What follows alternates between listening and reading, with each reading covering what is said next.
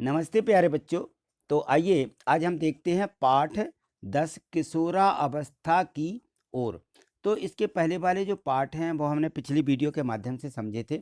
यदि आपने उनको नहीं समझा है, नहीं देखा है, तो इसके डिस्क्रिप्शन में लिंक दी गई है, तो आप लिंक पे जाकर के देख सकते हैं या प्ले लिस्ट पर जाकर के देख सकते हैं। तो कुछ बच्चों के कमेंट्स हैं कि प्ले लिस्ट पर कैसे जाएं। तो देखिए एक इसमें एक प्रोसेस है छोटी सी, तो आप वो कर लेते हैं तो सीधे प्ले लिस्ट पर पहुंच जाएंगे। देखिए, तो यहाँ देखिए इस प्रकार से जैसे ही आप अपना मोबाइल खोलते हैं तो इस प्रकार से आपके यहाँ पर यूट्यूब दिखेगा, है ना। आप अपने यूट्यूब पर जाइए, यहाँ हम क्लिक करेंगे तो किस पर चले जाएंगे, हम सीधे यहाँ पे यूट्यूब पर चले जाएंगे, है ना। तो यूट्यूब पर जाने पर देखिए, तो आपके मोबाइल पर जैसे ही आप यहाँ खोलते हैं तो यूट्यूब इस प्रकार से आपको ये पूरी स्क्रीन पर दिखने लगता है। यहाँ पर ये देखिए, ये है अपना यूट्यूब, है ना। तो ये यूट्यूब है। तो इस यूट्यूब पर यहाँ देखें आगे चिन्ह बने हुए हैं, तो ये जो चिन्ह बना हुआ है ये सर्च का चिन्ह है, इसको क्लिक करना है। तो देखिए हम इसको क्लिक करते हैं जैसे ही, तो इस प्रकार से स्क्रीन पर ये यहाँ दिखने लगता है। यहाँ लिखा हुआ सर्च यूट्यूब और यहाँ माइक बना रहता है और ये आपकी कीबोर्ड रहती है ना। तो इस कीबोर्ड से इस पर आपको क्या करना है, टाइप करना है। तो यहाँ इससे हम टाइप करते हैं तो यहाँ लिख जाता है। या फिर ऐसा कर सकते हैं कि जो यहाँ पे माइक बना रहता है, ये देखिए, ये जो माइक है इसको यदि हम क्लिक कर लेते हैं तो हम यहाँ पे बोल देंगे कि एट ग्रेड गणित वाले सर। तो यहाँ पे क्या होता है, टाइप भी हो जाता है। या आप यहाँ से टाइप कर लेंगे ATGRADE ग्रेड, एट ग्रेड गणित वाले सर, यहाँ पे आप टाइप कर दीजिए। और जैसे ही आप इसको टाइप कर लेते हैं, देखिए मैं टाइप कर रहा हूँ, तो मैंने ये टाइप किया, देखिए ये मैंने यहाँ पे टाइप कर दिया, ठीक है ना। क्या, ग्रेड, एट ग्रेड गणित वाले सर कर दिया ना। तो ऐसे ही आप इसको क्या करेंगे, टाइप कर लेंगे। और यहाँ पे देखें जो हमारी यहाँ पे कीबोर्ड दी है, तो इस कीबोर्ड पर देखिए यहाँ नीचे ये जो निशान बना रहता है, ये यहाँ पे सर्च का निशान है, नीला नीला दिख रहा होगा। या किसी किसी में ऐसा तीर का निशान भी बना रहता है और ये भी नीला रहता है। तो हमें क्या करना है, इसको क्लिक कर देना है। जैसे ही हम इसको क्लिक करते हैं तो यहाँ देखिए प्ले लिस्ट खुल जाती है। तो हमने इसको क्लिक किया और क्लिक करने, सबसे पहले इस प्रकार से वीडियो दिखेंगी, एक दो वीडियो दिखेंगी। और इन वीडियो में देख लेना कि ये गणित वाले सर की जो भी वीडियो आपको दिखे इस प्रकार से, तो आप उस वीडियो पे क्लिक कर दें। तो हमें वीडियो पे क्लिक करना है। हमने ये वीडियो पे जैसे ही क्लिक किया तो क्लिक करने पर देखिए, तो ये वीडियो खुलने लगती है और ये यहाँ पे चालू हो जाती है वीडियो। तो यहाँ दो निशान आते हैं और सफ़ेद से रहते हैं, तो इसको आप पॉज कर दें, बंद कर दें, है ना। तो जैसे ही हम इसको बंद कर देते हैं, स्किप कर देते हैं, तो वीडियो बंद हो जाती है। और उसके बाद हमें करना क्या है, ये देखिए फिर से लिखा है गणित वाले सर, ये इसको आपको क्लिक करना है। तो जैसे ही आप क्लिक करेंगे तो प्ले लिस्ट पर पहुंचेंगे। यहाँ आपको पूरी प्रोसेस समझ लेना है। तो देखिए मैं इसको क्लिक कर रहा हूँ, तो मैंने क्लिक की, तो यहाँ पर आपको देखना है कि ये हमारा प्ले लिस्ट खुल जाती है। यहाँ देखिए ये लिखा हुआ है होम, ये लिखा हुआ है वीडियो और ये लिखा है प्ले लिस्ट, लिखा है ना ये प्ले लिस्ट। तो आपको यहाँ क्लिक करना है प्ले लिस्ट पर। तो देखिए ये हम इस पर क्लिक करते हैं। जैसे ही प्ले लिस्ट पर क्लिक करते हैं हम, तो देखिए ये प्ले लिस्ट खुल जाती है। और यहाँ पर देखें तो ये वीडियो डली हुई है, गणित है, कक्षा 6 की गणित की 3 वीडियो डली हैं। यदि हमें देखना है तो इनको देख सकते हैं। 7वीं गणित देखना तो यहाँ भी देख सकते हैं। और आगे ऊपर खिसकाते चलेंगे तो यहाँ देखिए कक्षा तीसरी की भी गणित डली है और 9वीं की सामाजिक विज्ञान।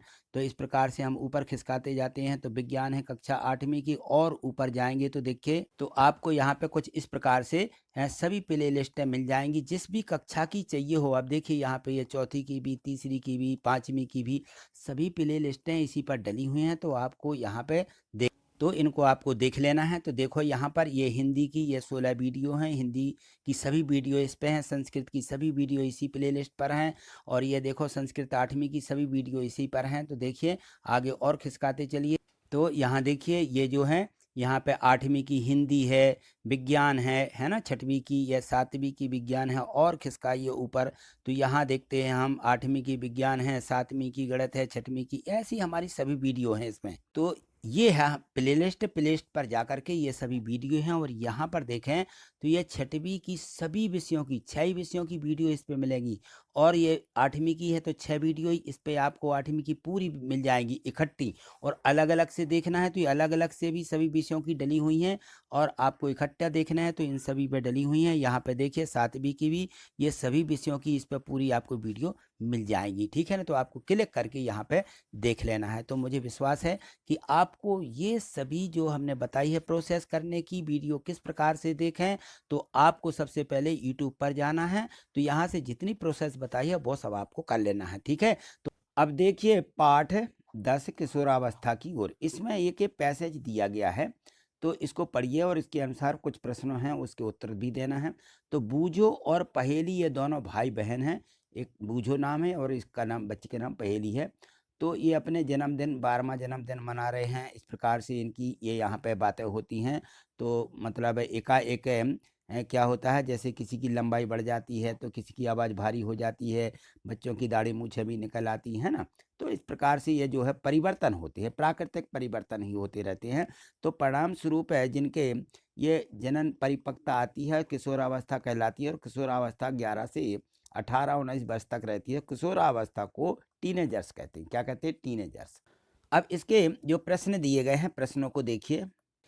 देखिए यहाँ प्रश्न इसके जो दिए गए हैं लिखा है कि पैराग्राफ को पढ़िए और इन प्रश्नों के उत्तर दीजिए। तो सबसे पहला प्रश्न है कि किशोरावस्था किसे कहते हैं? तो जीवन काल में हुआ जो अवधि रहती है, ठीक है, जीवन काल की अवधि, जीवन काल की लिखिए यहाँ पर, जीवन काल की अवधि, ये हुआ है काट दीजिए। जीवन काल की अवधि जब शरीर में ऐसे परिवर्तन होते हैं जिनके परिणाम स्वरूप जनन परिपक्वता आती है और वो जो है किशोरावस्था कहलाती है। किशोरावस्था की आयु अवधि क्या होती है? तो जो किशोरावस्था होती है उसकी जो अवधि रहती है वह 11 वर्ष से शुरू होती है प्रारंभ होकर के और 18-19 वर्ष की आयु तक ये चलती रहती है। किशोरों को क्या कहते हैं? किशोरों को टीनेजर्स कहते हैं। क्या कहते हैं? टीनेजर्स। किशोरावस्था में लड़कों में होने वाले कोई 2 परिवर्तन लिखिए। तो देखिए लड़कों में यही सी पैराग्राफ में पढ़ा है कि उनकी हल्की दाढ़ी मूछें आने लगती हैं, जनन क्षमता भी उनका विकास हो जाता है, ठीक है। प्रश्न 2 देखिए। प्रश्न 2 में दिया है कि शरीर में होने वाले परिवर्तन के लिए उत्तरदायी अंतःस्रावी ग्रंथियों द्वारा स्रावित पदार्थ का क्या नाम है? तो जो उसका नाम है वह है टेस्टोस्टेरोन या एस्ट्रोजन पदार्थ कहते हैं उसको, या तो टेस्टोजन और एस्ट्रोजन, ये इनका नाम है। यहाँ देखिए प्रश्न 3 दिया गया है कि एड्स नामक रोग किस वायरस के द्वारा होता है? तो HIV नामक ये वायरस है, इसका नाम है HIV, ठीक है। तो इस विषाणु द्वारा जो है एड्स का रोग होता है, ये वायरस है, इसका नाम है HIV नामक वायरस, ठीक। प्रश्न 4 दिया है कि नर और मादा जनन हार्मोनों के नाम लिखिए। तो नर में जो है टेस्टोस्टेरोन हार्मोन पाए जाते हैं और मादा में एस्ट्रोजन हार्मोन पाए जाते हैं, ठीक है। तो इनके ये नाम हैं। प्रश्न 5 दिया है कि पीयूष ग्रंथि किस प्रकार की ग्रंथि है और शरीर में कहाँ स्थित होती है? तो जो ये पीयूष ग्रंथि रहती है एक अंतःस्रावी ग्रंथि है जो मस्तिष्क से जुड़ी रहती है। कहाँ से? सीधी मस्तिष्क से जुड़ी रहती है, ये है पीयूष ग्रंथि, ठीक है। प्रश्न 6 देखिए, इसको समझिए। इसमें दिया गया है कि बूझो एक बार अपनी बुआ के यहाँ गया, ठीक है ना। तो जो कि वह डॉक्टर है, बुआ उसकी डॉक्टर है, उसने बुआ के क्लिनिक में एक लड़के को देखा था जिसका गला बहुत फूला हुआ था और उभरा हुआ था। क्या आप बता सकते हैं कि वह लड़का किस व्याधि या बीमारी से ग्रसित है? इसका क्या कारण है? तो देखिए जो लड़का था वह गार्टर नामक व्याधि से ग्रसित है जो कि थायराइड ग्रंथि का रोग होता है। थायराइड ग्रंथि जो होती है वो गले में पाई जाती है, ठीक है। प्रश्न 7वां देखिए।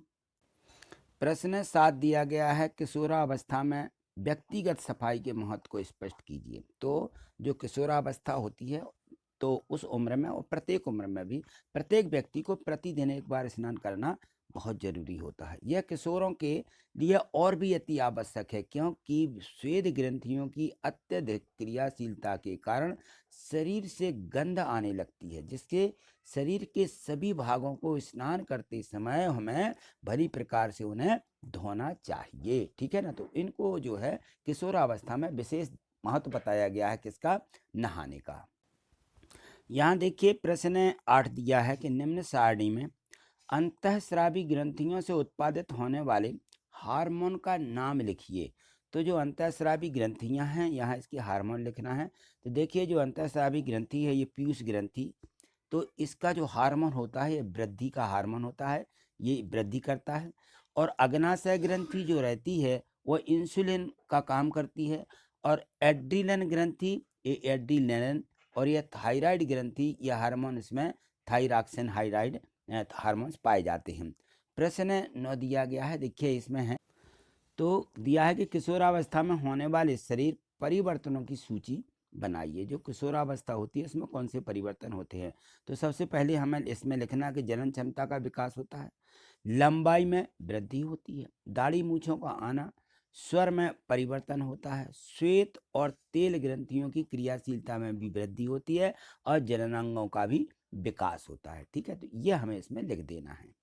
यहाँ देखिए इसी का प्रश्न दिया गया है सेकंड नंबर का, दूसरे नंबर का, कि नीचे दी गई सारणी में आयु जो है वृद्धि के अनुपात में और लड़कियों की अनुमानित लंबाई जो है इनके आंकड़े दर्शाए गए हैं। लड़के लड़कियां दोनों की लंबाई और आयु में प्रदर्शित करते हुए एक ही ग्राफ कागज पर इन्हें बनाइए। तो हमें देखिए आयु दी गई है, ठीक है, कि इस उम्र में जो है लड़के किस जो है उनकी लंबाई कितनी होती है, लड़कियों की लंबाई कितनी होती है, ये दी गई। तो ये शुरुआत से दी गई है 53 से, यहाँ से शुरू होती है 53 सेंटीमीटर से।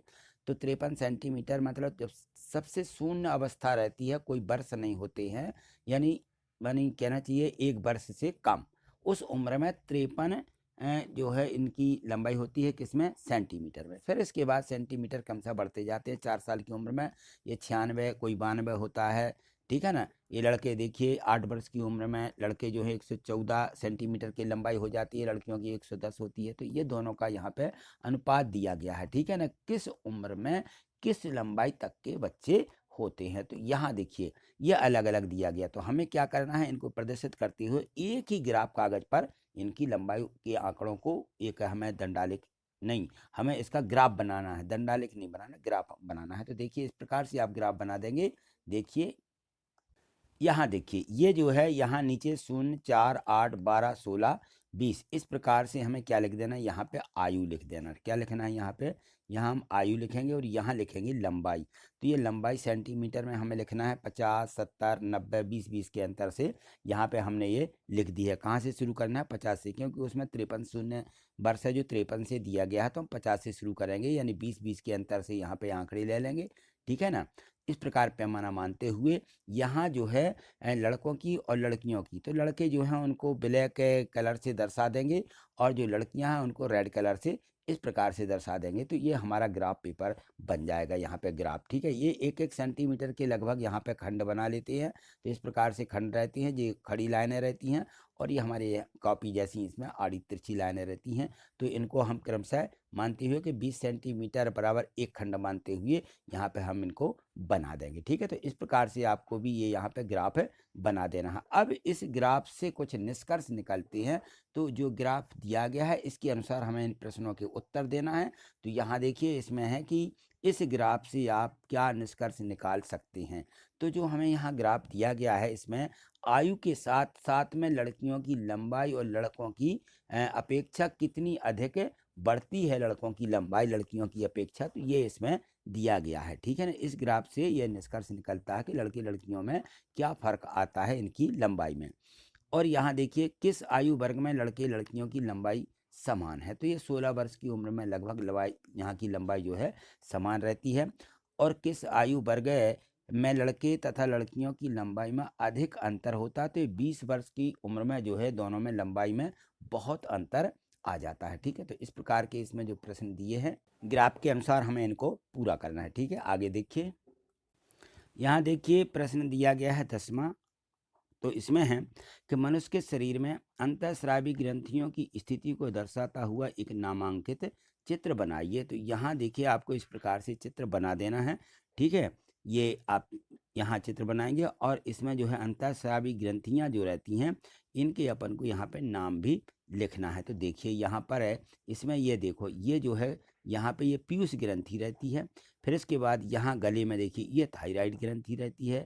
ये एड्रिनल ग्रंथि यहाँ पे पाई जाती है, जब यहाँ पर हमारे दोनों फेफड़े होते हैं तो ये एड्रिनल ग्रंथि पाई जाती है। अग्नाशय है, यहाँ पे नीचे देखिए ये अग्नाशय रहता है। यहाँ अग्नाशय जो रहता है ये हमारे भोजन को गर्म करता है ना। और देखिए ये अलग अलग अंडाशय की स्थिति जो स्त्रियों में बनती है ये भी इसमें दर्शाई गई। तो ये हमें इसमें ये वृषण रहते हैं, तो ये हमें सब इनके नामकरण इसमें कर देना है। ठीक है, अगला प्रश्न देखिए इसमें दिया गया है कि संतति के लिंग धारण की प्रक्रिया को सचित्र वर्णन कीजिए, सचित्र समझाइए। तो इस प्रकार की आपको ये बना देना है, यहाँ शुक्राणु और यहाँ पे ये अंडाणु एक्स एक्स और यहाँ पे ये बाय रहते हैं बाय एक्स। ठीक है, ये हमें मात्र इनको दर्शा देना है। तो इस प्रकार का चित्र आप इनमें बना सकते हैं। ठीक है, आगे देखिए प्रश्न जो दिया गया है इसी में कि इसको सचित्र और समझाइए। तो यहाँ देखिए आपको इसका वर्णन करना है कि सभी मनुष्यों की कोशिकाओं के जो केंद्रक होते हैं, केंद्रक में 23 जोड़े गुणसूत्र पाए जाते हैं। इनमें से 2 गुणसूत्र लिंग सूत्र होते हैं जिनमें एक्स और वाई कहते हैं, और स्त्री में 2 एक्स गुणसूत्र होते हैं जबकि पुरुष में 1 एक्स और 1 वाई गुणसूत्र होता है। युग्मक के गुणसूत्रों का एक जोड़ा होता है, जुड़ा हुआ होता है। अनिषेचन अंडाणु में सदा 1 एक्स गुणसूत्र होता है, परंतु शुक्राणु 2 प्रकार के होते हैं जिनमें एक प्रकार के एक्स गुणसूत्र एवं दूसरे प्रकार में वाई गुणसूत्र पाए जाते हैं। ठीक है, तो ये हमें थोड़ा सा इसका वर्णन भी कर देना है। ठीक है, आगे देखिए यहाँ देखिए प्रश्न 11 दिया गया है कि किशोरावस्था तीव्र वृद्धि तथा विकास की अवस्था है। इस अवस्था में किशोर का आहार नियोजन किस प्रकार का होना चाहिए। तो किशोरावस्था तीव्र वृद्धि तथा विकास की अवस्था है, अतः किसी भी किशोर को आहार नियोजन अत्यंत सावधानीपूर्वक करना चाहिए। भोजन में प्रोटीन, कार्बोहाइड्रेट, वसा, विटामिन, खनिज का पर्याप्त मात्रा में समावेश होना चाहिए। हमारा भारतीय भोजन जो है जिसमें रोटी, चावल, दाल, सब्जियां होती हैं, एक संतुलित आहार है। दूध अपने आप में एक संतुलित भोजन है। फल भी हमें पोषण देते हैं। लोह तत्व रुधिर का निर्माण करता है। लोह प्रचुर मात्रा में जैसे कि पत्तीदार जो सब्जियां होती हैं, गुड़ है, मांस है, संतरा, आंवला इत्यादि में ये पाया जाता है, इसलिए किशोरों के लिए बहुत अच्छे खाद्य हैं ये। इनमें दूध, मांस, नट तथा दालें भी वृद्धि हेतु प्रोटीन प्रदान करते हैं एवं वसा एवं शक्कर जो ऊर्जा प्रदान करती है उनको भी लेना चाहिए। ठीक है, तो आज इतना ही। मिलते हैं अगली वीडियो में जो और पाठ दिए गए हैं उनके साथ में। आगे देखने के लिए चैनल को सब्सक्राइब करके ही रखें और प्रत्येक वीडियो को लाइक करना मत भूलिए। प्रत्येक वीडियो को लाइक अवश्य करें। ठीक है, थैंक यू, धन्यवाद।